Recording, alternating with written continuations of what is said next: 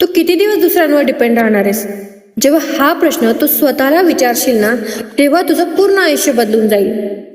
लहानपणापासून ना आपल्या मुलींमध्ये रुजवल्या जातं, तुला लोकांना खुश ठेवायचं आहे, तुला घर संसार करायचा आहे, तुला जबाबदार व्हायचंय, ह्या सगळ्या गोष्टी. पण तुला कोणी प्रश्न विचारलाय का, तू खुश आहे का ग? तुला स्वतःला काहीतरी करायचं आहे का ग, असं कोणी विचारलंय? एक खरी गोष्ट सांगू, स्वातंत्र्य म्हणजे कमवणं नाही, स्वतःची ओळख निर्माण करणं आहे. आणि आताचा काळ बदललाय.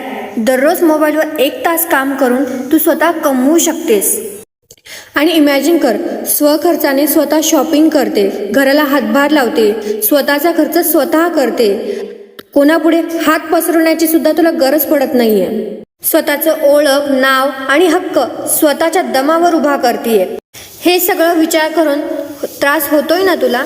बघ, विचार करता करता 2025ही गेलाय आणि 2026ही तसाच चालला जाईल. सो फक्त विचार करू नकोस, स्वतः निर्णय घे, एक डिसिजन घे. आणि तुला जर योग्य काही मार्गदर्शन हवं असेल तर मला मेसेज कर, नक्कीच तुला मदत मिळेल.